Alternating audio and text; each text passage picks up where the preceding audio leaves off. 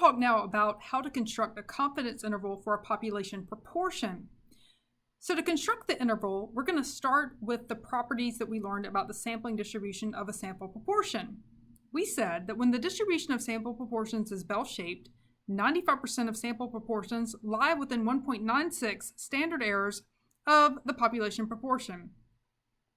Also, we can reverse that statement and say that means that 95% of sample proportions lie within 1.96 standard errors of the population proportion. So, the distance of 1.96 standard errors is a margin of error for calculating a 95% confidence interval for a population proportion. All right, I'm going to try to demonstrate this on this diagram here. And let's see, I'm going to add a line on here.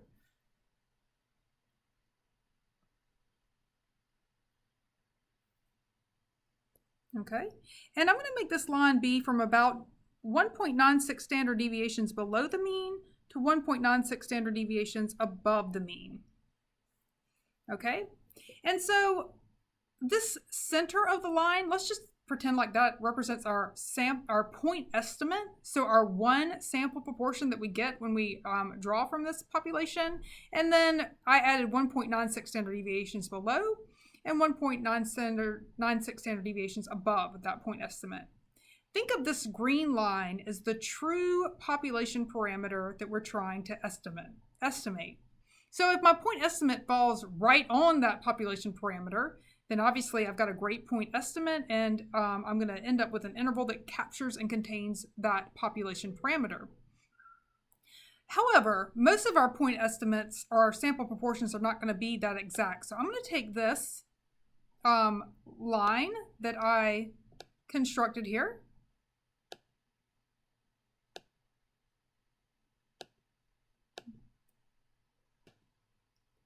okay, so I'm going to grab this line that I constructed and I'm going to shift it over some. All right, and just think of this center of the line being our point estimate, and then we added and subtracted 1.96 standard deviations. Well, you can see that even though the point estimate is not right on the population parameter, that the interval did cross and contain this green line. And so it does contain the true population parameter, that interval of values that we built. Now, if my point estimate falls too far away, all right, let's say my point estimate falls way out over here, I might get an interval that does not capture and contain this true population parameter. But essentially, if my point estimate, my one sample proportion that I get falls anywhere between -2 and 2, then the confidence interval that I construct is going to be large enough that it crosses and contains this true population parameter, this green line. So here it looks like the center of the line is right in here. That's where our sample proportion fell. And then when we built that margin of error around it, it did capture and contain this true population parameter.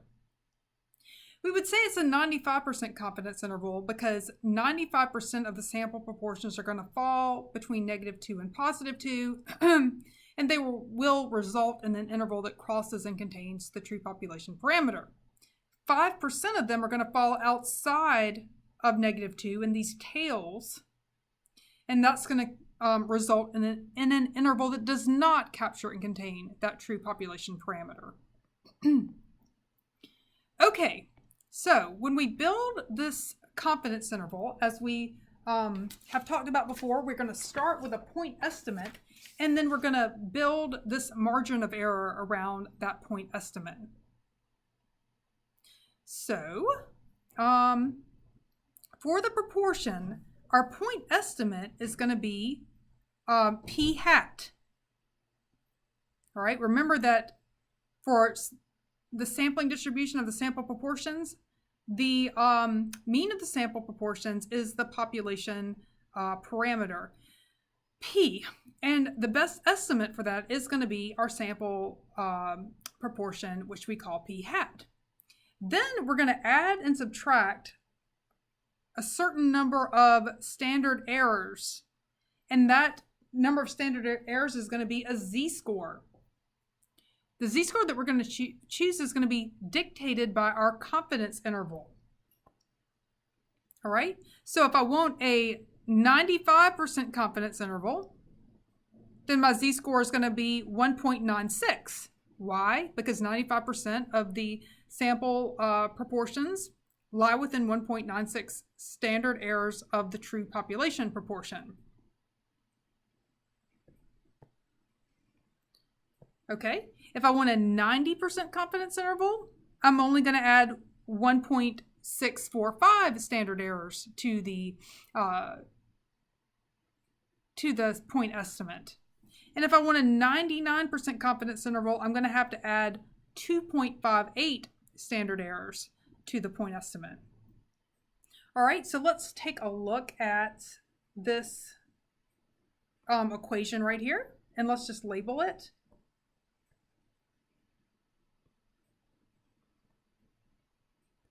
All right, and let's just make a note.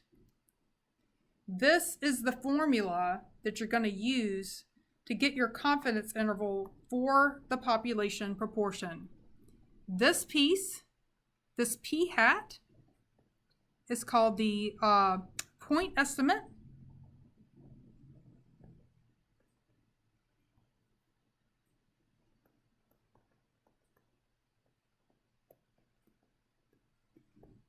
All right, now recall that the formula for the standard error of the sampling distribution of the sample proportion, it's the square root of p times 1 minus p divided by n.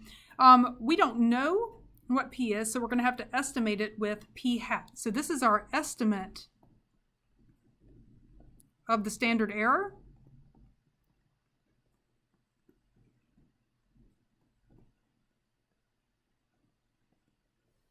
And then when we take that piece and multiply it by the z-score,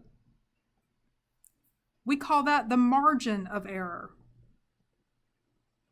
We like to use the term error a lot in statistics.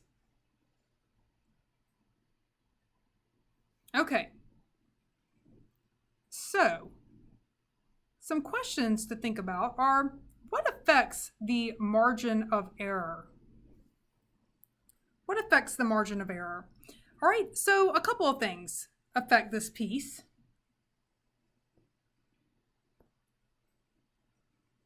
Remember, this whole piece is the margin of error.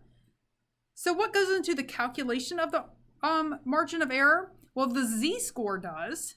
And how do we determine the z-score? We determine the z-score by the level of confidence, right? So if you look up at this table up here, the level of confidence dictates the z-score. And if I want high confidence, like 99%, then my z-score is going to be really high, 2.58. I'm going to pay a price for that. I'm going to end up with a really large margin of error. All right, so that is one factor in the margin of error. Notice that the margin of error is also influenced by the standard error, which is a function of the sample size. All right, here's the sample size, n. It's a part of the margin of error calculation. Notice that if the sample size is really large, that's going to shrink the margin of error. If the sample size is really small, that's going to give you a larger margin of error. All right, so one of the things that we like to think about as statisticians is, how can I achieve a more narrow confidence interval? All right, we like narrow because we want our estimate to be more precise. And so the way we can achieve a more narrow confidence interval is we can decrease the level of confidence, or we could increase the sample size. Both of those would give you a more narrow confidence interval. All right. So again, if you're trying to think about, why do I care if it's a narrow confidence interval or not? Let me put it this way. If you asked me to estimate your grade for you for the end of the semester, and I said, well, you know, I feel pretty sure you're going to get somewhere between a 60 and a 100 in the class. It's not very useful information. That's giving you a large range. You might have anywhere from practically an F to an A. It's not very helpful. But if I could narrow that down and say, well, I don't know exactly what your grade is going to be, but it's probably going to be somewhere between an 85 and a 90. then you know you're probably going to be in the B or B plus range. So that is more useful information. And there's a lot of scenarios like this. So if we can get a more narrow confidence interval, then that is desirable. All right, so next we'll take a look at some examples using this. I do want to point out that this is a big topic that you want to know. You want to make sure you know that those two properties are two ways to achieve a more confident, or I'm sorry, a more narrow confidence level.